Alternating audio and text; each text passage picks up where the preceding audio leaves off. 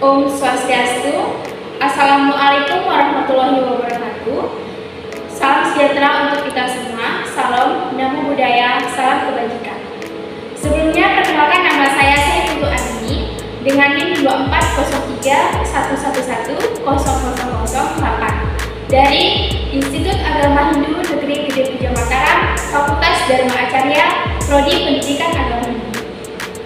Di video ini saya akan memaparkan tentang hubungan negara dan warga negara dalam ajaran agama Hindu. Jadi pada pembahasan pertama di sini saya akan membahas tentang hubungan negara dan warga negara secara umum. Nah, di sini adik-adik pasti nggak sih apa sih itu negara, apa sih itu warga negara, dan mengapa sih negara dan warga negara itu memiliki hubungan. Nah, terkadang orang itu hanya mengetahui istilah kalimat negara dan warga negara, akan tetapi tidak mengetahui arti dari negara dan warga negara tersebut. Nah, untuk mengetahui arti lebih jelasnya mengenai tentang negara dan warga negara, mari kita simak pembahasan berikut ini. Nah, adik-adik, yang pertama di situ apa sih itu negara? Negara artinya sebuah organisasi atau sistem yang mengelola kehidupan masyarakat di suatu wilayah atau daerah tertentu. Nah, negara ini dibagi menjadi 3 elemen. Yang pertama itu ada wilayah, yang mana ada terdiri dari daerah atau tempat yang dibatasi oleh geografis. Yang kedua di sini itu ada rakyat, yang mana individu atau sekelompok orang yang berada di wilayah atau daerah tersebut. Yang ketiga di sini itu ada struktur, yang mana pemerintahan yang mengatur hukum di daerah atau negara tersebut. Nah, yang kedua di sini itu ada apa sih itu warga negara? Warga negara artinya sekumpulan individu yang diakui resmi oleh negara tertentu. Yang ketiga di sini itu mengapa negara dan warga negara memiliki hubungan dengan karena negara dan warga negara memiliki hubungan karena keduanya ini memiliki sifat hubungan timbal-balik, di mana negara dan warga negara memiliki hak dan kewajiban. Yang keduanya ini memiliki hubungan langsung, yang dimana artinya hak dan kewajiban artinya kita bisa mendapatkan hak kita ketika kita sudah menjalankan kewajiban kita.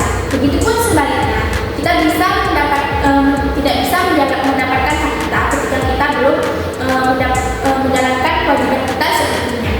Jadi itu pembahasan saya mengenai tentang hubungan negara dan warga negara secara umum.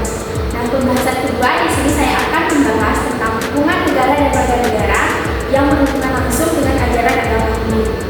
Nah, apa sih negara dan warga negara ini memiliki hubungan atau memiliki keterkaitan dalam ajaran agama Hindu?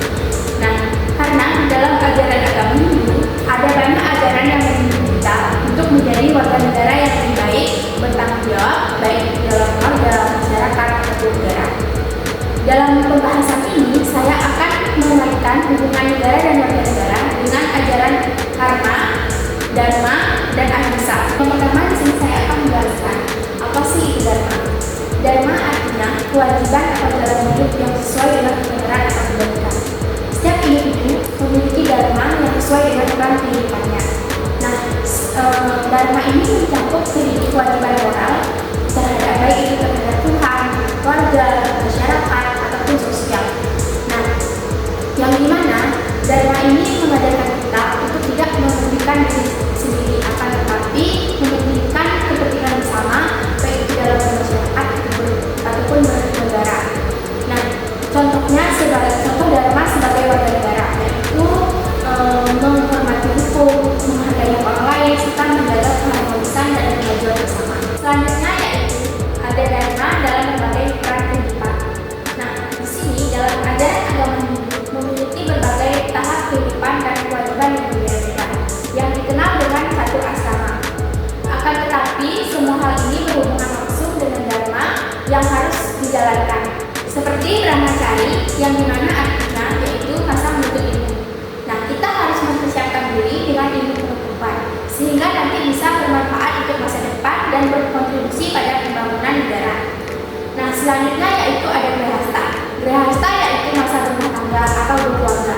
Akan tetapi semua hal ini tidak bertanggung jawab terhadap keluarga saja, tetapi juga terhadap pembangunan masyarakat dan berperan aktif terhadap pembangunan negara.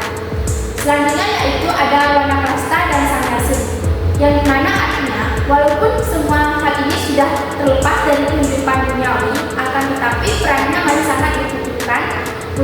menjadi penasehat dan pembimbing moral demi generasi penerus dan masyarakat. Nah, yang kedua di sini adik-adik, di sini ada karma. Karma yang dimana artinya hukum sebab akibat, dimana setiap tindakan memiliki akibat yang sesuai dengan perbuatannya. Dalam konteks kewarganegaraan, karma mengajarkan kita bahwa setiap tindakan akan mempengaruhi masa depan kita dan negara kita. Seperti jika kita bertindak baik, maka hasilnya pun akan positif. Jika kita bertindak buruk, maka hasilnya pun akan negatif, yang dimana dapat mempengaruhi diri sendiri dan orang lain. Seperti contoh, jika kita menaati hukum, menghormati orang lain, menghargai orang lain, maka negara kita akan lebih maju dan makmur. Begitupun sebaliknya, jika kita tidak menghargai orang lain, melanggar hukum, ataupun lebih mementingkan diri sendiri, maka negara kita akan lebih terancam kemajuan dan kemakmurannya. Nah, yang ketiga di sini adik-adik ada ahimsa. Apa sih itu ahimsa? Ahimsa artinya dalam ajaran agama Hindu artinya tidak melakukan kekerasan, baik itu secara fisik, verbal, maupun dalam pikiran. Dalam konteks negara, ahimsa mengajarkan kita untuk menghindari bentuk kekerasan, baik itu dalam politik, pribadi, ataupun sosial. Negara yang damai dan sejahtera dapat tercapai jika warganya itu menerapkan nilai-nilai ajaran ahimsa. Selain itu, ahimsa mengajarkan untuk menghargai hak orang lain dan tidak merugikan orang lain, baik itu secara langsung maupun tidak langsung. Nah, adik-adik, pada pembahasan ketiga di sini saya akan membahas tentang tanggung jawab warga negara dalam membangun negara. Nah, yang pertama di sini ada peran aktif dalam pembangunan bangsa. Perlu adik-adik ketahui bahwa dalam ajaran agama Hindu mengajarkan kita untuk selalu berperan aktif dalam pembangunan bangsa dan negara. Melalui dana, kita sebagai warga negara memiliki kewajiban untuk bekerja keras, berinovasi, dan berkontribusi pada kemajuan negara.